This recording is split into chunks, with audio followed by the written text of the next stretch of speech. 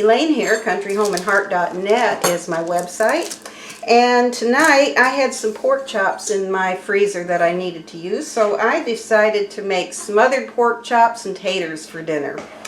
So let's go ahead and get this started. I'm going to turn you down here so you can see. Now right here, this is a 9x13 casserole dish that I have sprayed with cooking spray because I don't want this to stick. And what I have done is I have peeled about 5 red potatoes, and I cut them about that thin right there and just put them into slices. And now I'm going to take a little salt. I'm just going to sprinkle these with salt. Okay, and we're going to set these aside and while I coat my pork chops. So I have these pork chops. These are thin sliced pork chops and they are boneless. But you can use any kind of pork chops you want. You could use bone-in or anything that you like, and it will be just fine. So I'm just going to dredge these in a little bit of flour, just like this. And we're going to turn them over and do the other side. Now this is going to make enough to serve about 4 people, but what I'm going to do is we're just going to eat some of it tonight, and then what's left will go in the freezer for another time. And when I need a quick meal that I can just pull out, well, we'll have it. So I'm going to go ahead and get these, finish getting these dredged. There we are. Okay. Alright, so I'm going to turn you off for just a minute and move you over to my stove, and we're going to brown these, and I'll be right back with you. Okay, I'm back, and I'm going to turn you down here so you can see. And what I'm doing here is I'm browning my pork chops, and I'm not going to get them done, but I just want to get them to brown. And so that should just take a minute here. I've got maybe, I don't know, about 3 tablespoons of canola oil in my pan. You could use any kind of oil you wanted, really, but this is canola oil. And I am just going to brown these on one side, and as soon as they start getting brown, I'm going to turn them over and brown that other side. And what we're going to do after that is we're going to make our gravy for smothering these, and I'll show you how we're going to do that. So, okay, and let me turn these over. They're starting to brown.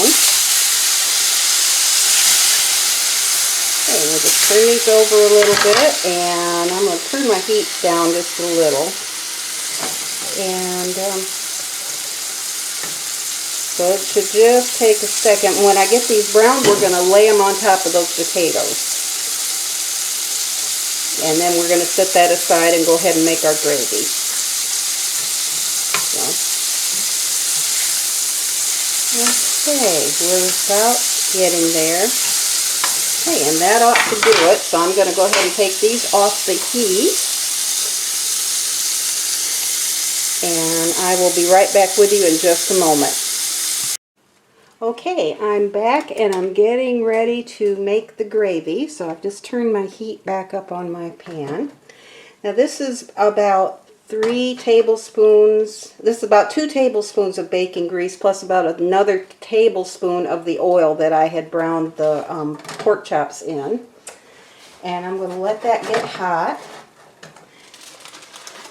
And so while I'm waiting for that heat up, I'm also going to make some fried apples with this. So tonight we're going to have this casserole. We're going to have some fried apples, and I'll probably make some green beans too. And so I'm going to show you how to fry the apples as soon as we get that started. We won't need to start those quite as soon.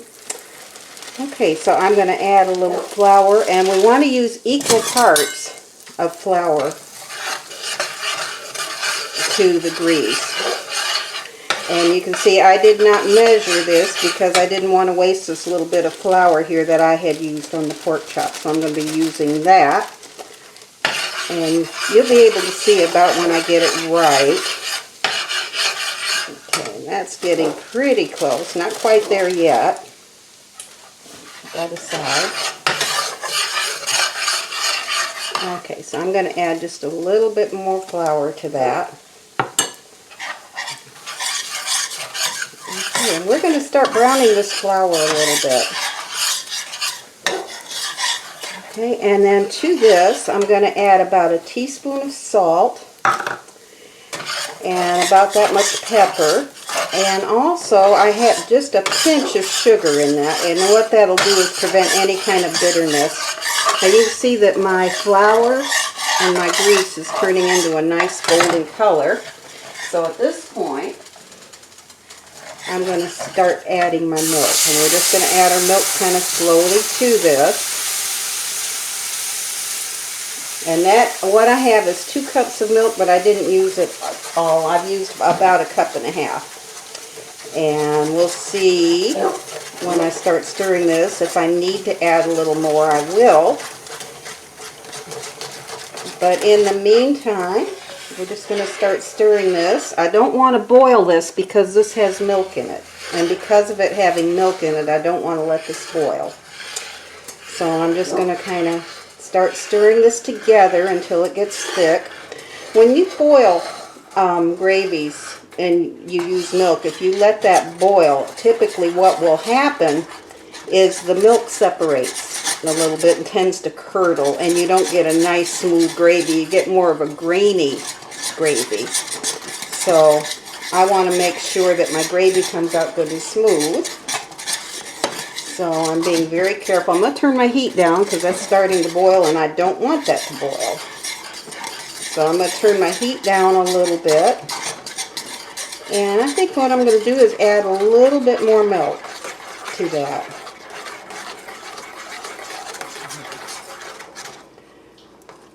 Okay, and you can see it started to get done. And it's got, don't worry about little things like that, because what that is little bits where I had browned those pork chops.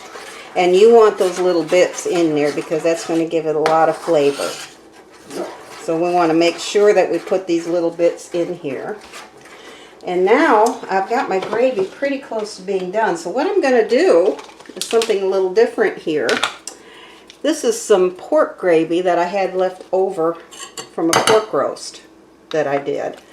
And I'm going to add that gravy in with this other gravy.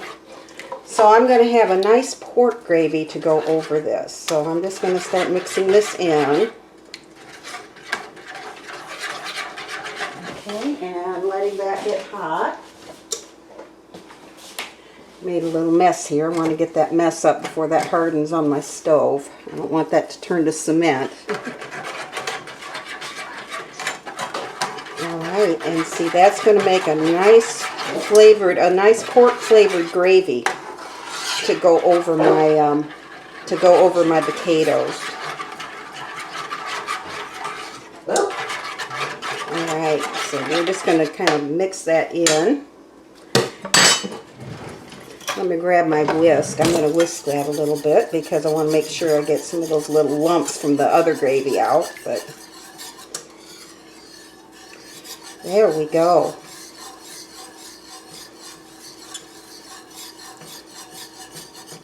Alright. Now let me turn you off just for a second and I'm going to bring you back over to the counter. Okay, I'm back and I just wanted to get you over to the counter so you can see what I'm going to do next. Now right here I had laid my pork chops in over the potatoes.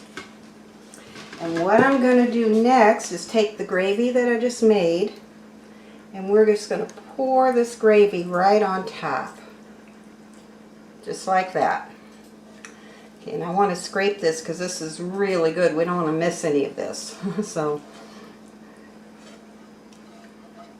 okay, and so now I'm just going to kind of spread that gravy, make sure all my potatoes are covered. And my pork chops and all that. It looks like we got it pretty good.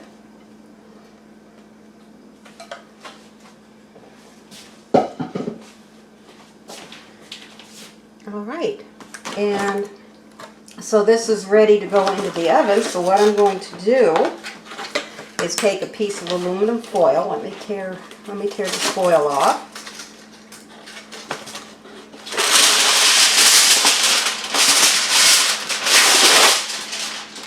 Okay. And we're just going to put that foil right over it.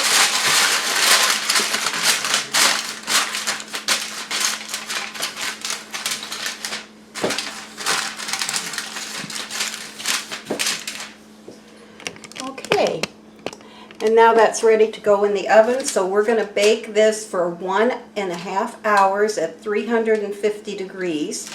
And at that point, I will bring you back, and actually going to bring you back a little bit before, because I'm going to do some, I'm going to do those fried apples, and we're going to show you how to do that as well. So I will be back when we're ready to start those fried apples. Okay, I'm back, and my pork chops have been in the oven for just about a little bit more than an hour. So they have about, according to my timer, they have about 17 more minutes to go. So I have started my green beans in one pot, and I'm getting ready to do the fried apples. So let me turn you down so you can see what I'm doing here. Okay, and now in this pan, I have melted about a half a stick of butter. And now to that, I'm going to add my apples. Now this is 4 Honeycrisp apples that I have peeled and cooked and cored, and then I cut them in pretty good sized slices. So we're just going to put these in like that and let them get started to cook a little bit. Now what I want to do is put just a little bit of salt on these. And what that salt will do is allow the apples to release some of the water that's in them, and it'll help make a nice little sauce with this. So, okay, so I have them going. And they're starting to boil, so now at this time I'm going to turn the heat down a little bit because I'm going to add my sugar. Now that was a half a cup, and I had white sugar and some brown sugar in there. And that was probably just slightly more than a half cup. And I'm going to stir this around a little bit.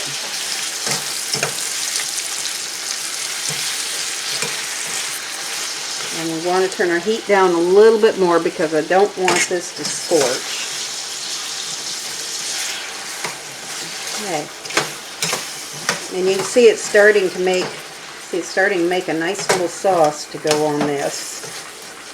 Now, onto my apples, I'm going to shake on just a little bit of cinnamon and just a touch of nutmeg. You want to give them just a little bit of a seasoning. Okay, and we're going to stir that around a little bit.